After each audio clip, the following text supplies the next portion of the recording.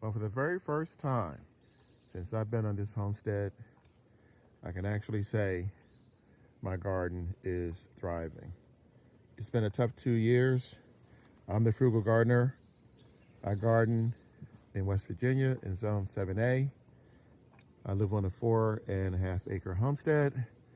And last summer and the summer before last was tough. I had to deal with predators that I was not ready to handle up here because I was new up here, and we hardly had any rain during the summer, so things were tough. But things are much better now. So I'm going to give you guys a tour.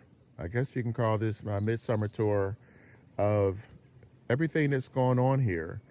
And I might as well start here. This is Malabar spinach.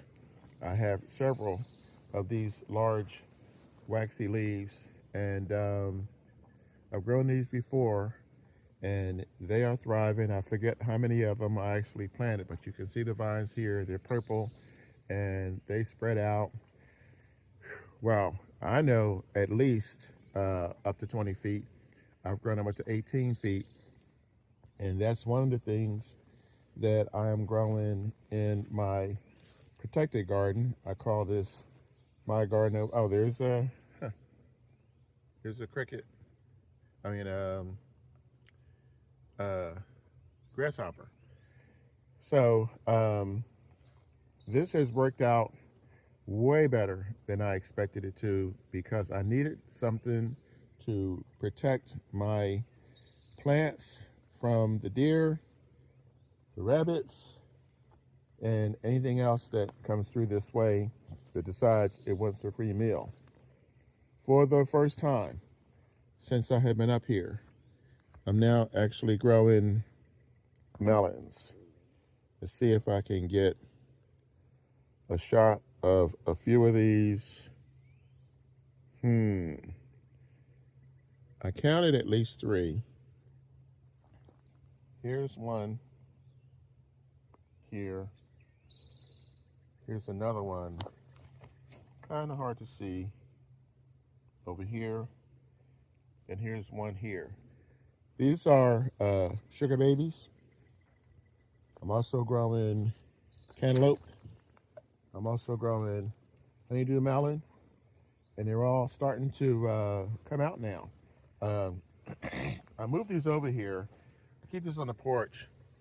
And this is my basil that I grow for the frugal daughter, and I'm about to harvest again from them. I kept these in these little containers deliberately because I wanted to make them easy to manage, and that's worked out real well.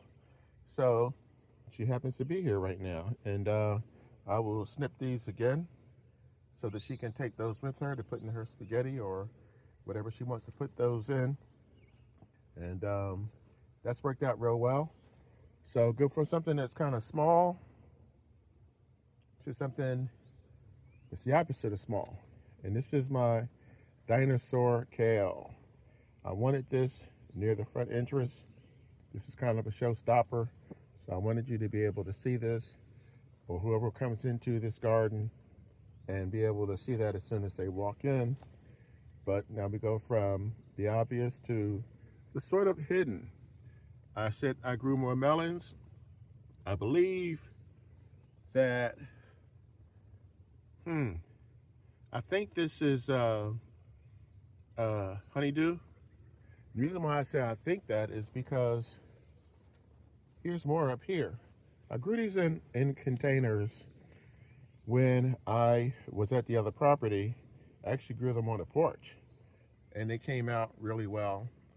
I'm a little disappointed that I'm only counting 3 of these when there are actually bees in here. You can actually, if I was quiet enough, you can actually hear them working, which is a good sign, and kind of disappointing also because everything, even though everything in here is thriving, everything out there is not. It's kind of struggling. So I don't understand why I can get the bees in here and not out there. At any rate, this is one of my bell peppers. There are several. There's another one here. There's another one here. You kind of have to look because there's a lot of foliage. This is the other side from what I showed you in the beginning. Way over here, this whole big patch here are my potatoes. There's 4 different kinds of potatoes in here, including red potatoes and Yukon Gold potatoes. Over here, this was another area I struggled with since I've been up here. There's one of the bees that finally decided to show up. Happy to see that little guy. There's a couple of them in here. I don't want to disturb them. But at any rate, there's a hummingbird. Oh, there he is. This is perfect. This is the reason why I put this here, because I want these hummingbirds to come and eat the bugs, eat the bad bugs. I rarely see these guys stand still, so this is kind of a treat to see him just hang out. And I was able to accomplish this with a $5 bird feeder, and I don't spend money on that bird feeder liquid, whatever you want to call it. I just use 4 parts water and 4 parts water and 1 part sugar. And oh, there's actually a couple of these guys today. This is great. I'm counting at least 2. At any rate, I'll come back and check them out later. But check this out. These are my Roma tomatoes. I have several of those. And the Frugal granddaughter was out here yesterday. And whenever she comes, she likes to harvest. My goal is to teach these children when they're young. The Frugal granddaughter and the Frugal nephew, I have 2 Frugal nephews, but the one that is about to turn 10 also likes to garden and harvest. And that's the reason why you don't see too many of these cherry tomatoes. There's a ton of them still left, but all the ripe ones were harvested yesterday. And we are getting close to harvesting some of these Roma tomatoes. These I grew primarily for sauce. And it's going to be another month before these potatoes are ready to harvest. But over here is banana squash. These big humongous leaves you see here are banana squash, something that I planted for the very first time. And I'm excited because those suckers can get a couple of feet long. And this kind of spilled out of its, from out of here. I harvested, I'm starting to do pretty well with the harvest. This was squash that I harvested a few days ago. There's a couple of bees in here now. And this where I need to weed. This I harvested green beans. They're actually bush beans, and also elephant garlic. So this area is producing quite a bit. This is another shot of the Dinosaur kale close up from the inside. So yeah, I mean, when you look around, there's stuff happening everywhere. Things are actually going the way they should for a change. It's something I tell people all the time. You know, you're going to have bad seasons. You're going to have stuff that's not going to actually go your way. And you just keep going. You just basically figure out what's not working figure out how to fix it and move forward. And that's exactly what I'm doing with this. This says sorrel, but this is eucalyptus. These suckers have been hard for me to grow. I really want eucalyptus trees for medicinal purposes, but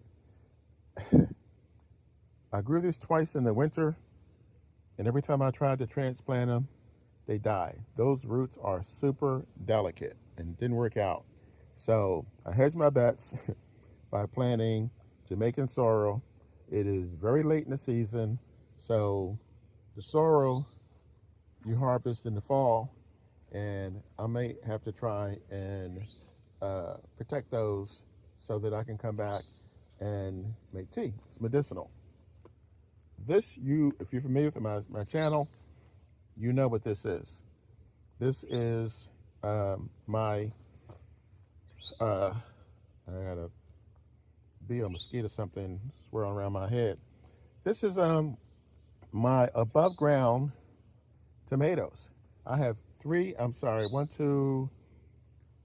four tomato plants in here, but I'm noticing, well, here's one here. The small ones you can't see. One here. This is the primary one here. But this looks like, I don't know. This looks like sweet potatoes. I don't know if I had something else growing in this soil before, but this is also doing well. This is pretty much done. This is where a lot of the cherry tomatoes were harvested from yesterday. So that's done. You hear me talk a lot about my lavender. So this is lavender. I've been moving this lavender around because it needs a lot of sun. I should have 8 hours of sun, and I don't think I was getting it from where it was. It's growing, but I'm not seeing the actual lavender, so I'm going to work on that. Again, something else that's going well this year, this whole area here is my squash. The problem with the squash, I shouldn't say problem. It's not necessarily a problem. It was a problem because the deer would come onto the property, come up here in the evening and eat my squash. So don't know if you can see this or not, but this is all fenced off. So the squash can't get in, but I'm wondering if the bees are having a problem getting in. They don't have that far to travel. Bees can travel for a couple miles, but this is the reason why I haven't gone in and weeded this, because I don't want to disturb this area. And I'm loving these flowers in the background. There was a time where I didn't really want them, but I come to the realization that the flowers attract the bees. The bees are the pollinators, so there you go. This was my other project that I did a video on, and there's eucalyptus again, and chamomile, the chickweed. The reason why this is going so well is because this is the mint that I started indoors, and since I have planted it in here, it has taken off. I mean, it's really taken off. And this is the lavender. So I have lavender, eucalyptus, chamomile, chickweed, and mint all in this container here. And eventually I'm going to probably end up moving some of that, but for now it's fine where it is. Over here, also covered, this is where a lot of the cherry tomatoes were picked up. In hindsight, I probably should have made this video before the Frugal granddaughter came out and harvested all this. I'm real happy with this peach tree. This peach tree was less than half this size when I brought it from Tractor Supply this spring. We are still in July. I think I brought this around April, if my memory is correct. So yeah, this is going to have to be moved. I had a neighbor, Miss Nancy. I told this story once before.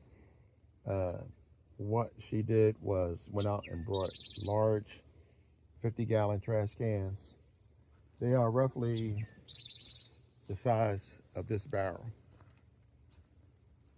They're about the size of the white barrel back there. And she has a hand trap. And basically just fill these with soil and whatever trees you want. You put the trees in and use the hand trap to move them around. And this is how you can have trees, fruit trees, any kind of tree you want actually, if you want, and you don't have to have an in-ground garden in order to have fruit trees. And plus, there's a lot of dwarf trees out now that you can buy. I'm coming back over this way because, well, yeah, I kind of buried this. Well, I didn't, but the foliage did. But behind here, you maybe not be able to separate these two, but this is a fig tree. You can tell the leaves are different. So this is a fig tree, and this is in a small container. The last time I had fig trees, or a fig tree, was on the other property, and it only took me about 3 years to get figs off of it. So this thing is growing a lot faster than I thought. It's in here for the same reason everything else is in here. It's in here because I have a problem with the deer that eat the leaves. Now, next year, this will go on the ground, and I will make sure that it's covered, it's protected, so that the deer don't eat my tree. This is also new, and this is the red Russian kale. I put this in here because I tried growing tomatoes in here several times. It does not get enough sun, so I tried something else after that. It also didn't work. But this red Russian kale, if you have problems with the amount of sunlight, this is one of the things you might want to try, because this has grown pretty much everywhere I've planted it. So that has been a solution for me. So I'm happy about that. And I'm happy about this also, because now this is trellis in itself. It's growing up the side. This is, I think this is honeydew. I have markers around here, but everything is, we've got so much rain, which has really been a blessing and a surprise for me, that everything has grown actually better than what I expected it to. So yeah, it's hard to see some of the markers, but moving on, because there's still other things that are going on around here. So this is baffling to me a little bit. There are 2 more bees that have made their way in here that are pollinating this. These are cucumbers. I overplanted this deliberately, and I was concerned that the bees weren't going to be able to get in here, but I'm happy to see that they actually are in here and they are pollinating them. So I'm expecting some cucumbers, because for a while I didn't know what was going to happen with that. This is what happens when I don't cover everything. If you look, you can see where the deer have come through here and just had a field day. It's been a while, because you can see more growth is coming in. And well, there's a little potato peeping out. I need to cover that. So this was just sitting here. I had all these potatoes, and I just threw them in there because why not? Free food. So now I'm really curious to see what's going to happen, because now that I see that bees are actually pollinating, there you go. All right, happy to see that. So hopefully we will have cucumbers before the summer's over. There's still time. This is more Sweet potatoes, these were extra. I did not have this covered, and it did get hit, but I'm going to plant something else in here and get rid of these weeds so that I can make use of this area too. I'm not wasting any of my space this year. I'm making up for lost time. I want to be able to grow a minimum of $700 worth of food between now and December 21st, which is the solstice and the first day of winter. So that's my goal, a minimum of $700 this year. And hopefully I will double that once the fruit trees start producing. But there's more. So I just harvested lettuce from this area. This was full of lettuce. This is my frugal nephew, again, the 9-year-old. This was his patch, but he has not been here a lot this summer. As a matter of fact, he's out of town right now, and he's been gone for the most of the summer, and he'll be back next week. But at any rate, this is what's left from what I harvested from there. It's low on soil. I'm going to add some soil. I'm going to add some nutrients, and this is going to be bush beans before the day is over. On the other hand, bam, this is, I could not have planned this better. This is mostly sweet potatoes. And you can see how they're growing out of this raised bed. This raised bed, the dimensions, the wood, everything was what I pretty much decided myself. It's 6 feet wide. It's 8 feet long. That's not the standard size, but I don't care. When you have your own garden, you do what you want. And most of this is sweet potatoes. I kind of went over this. If you're a regular with the channel, you know that this is not all sweet potatoes, because down in here are bush beans, because they used to be elephant garlic, which again, I recently harvested, so I didn't want the space go to waste. Again, I did not have a good year last year, year before last, so I'm not leaving spaces empty for too long. So those are going to come up eventually. What you see here, this is a tomato, because in addition to the bush beans, I put that tomato plant there, but these are white potatoes. There's another one, little bugger peeking out. So these are white potatoes, and here there's the tomato, there's the bush beans, but the vast majority of these are sweet potatoes. And if you're wondering why they've been untouched, it's because 90% of the time I keep them covered with this cloth. The rain goes through, the light goes through, but the predators can't go through. So I just took this off to make this video. I'll leave this off till around 7 o'clock this evening when it starts getting dark. You can see, here's the border here. You can see how far these are coming out. So these are thriving. These are doing well. And this is something that I am really waiting for harvest day for these, which is probably not going to be until mid to late September. It takes about 4 months for me anyway, like in zone 7A.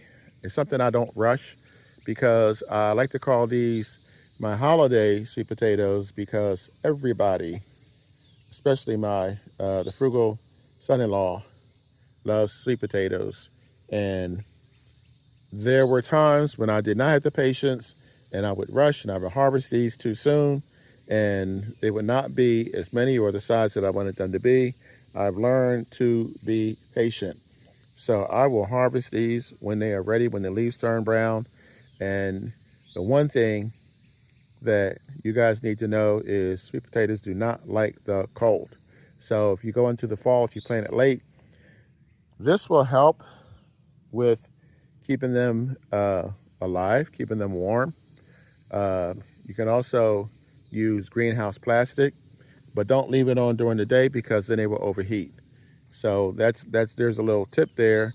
And I'm still not finished. Earlier in this video, I showed you Jamaican sorrel. and they were small. And I explained to you that I planted them late, which is an issue, which I planted them late last year. And this is another pot of Jamaican sorrel that is much further along. This is roughly half the size they need to be. They do not need to be in this pot, but the way I roll is a lot of times I will plant things in pots to get them started, to buy me time, and to basically give me a chance to control them. There's a little bug there. I'm going to have to get rid of that bugger. But I have 1, 2, 3 of these in here. And I'm going to have to move them to much larger pots so that I can have sorrel this fall. A lot of people do not grow blueberries. A lot of people do not grow grapes. And they're missing out. This is a grapevine that I purchased in the spring. And that is a grapevine that I purchased about a month before I purchased the other one. And both of these are in containers. Both of these will go into the ground next year. But right now, they're doing really well. People will say, you know, why are you putting this in a container? It's so I can keep track of it. This is on a porch, a small porch. And again, my recurring theme is to keep these away from the deer. This is blueberries. I don't know what this is behind it, but this is the blueberry plant. We did get blueberries off of this, and this is the first year. I never bought blueberry plants before where you got blueberries the first year, but that's a good sign. The more blueberry plants you have, the more blueberries you're going to get, not just because of more plants, but because of the pollination. Even though they self-pollinate, when you have 2 plants or more, then your results are going to be better. Your yields are going to be higher. So, like I said, all this is going in the ground, but for people, my nephew does not have a garden because he said there's a lot of deer in his neighborhood. This is a solution for that. So like I said, this is not going to stay here, but grapevines can last you 40, 50 years. I'm looking forward to getting grapes off it, especially, I did a video on how expensive everything is getting, how expensive food is getting. So if you have fruit trees and you have grapevines and you have blueberry bushes, that's food you're going to get year after year after year. So that is something that I think you guys should also consider, because even though it's a little bit of work in the beginning, this is going to pay off for years and years.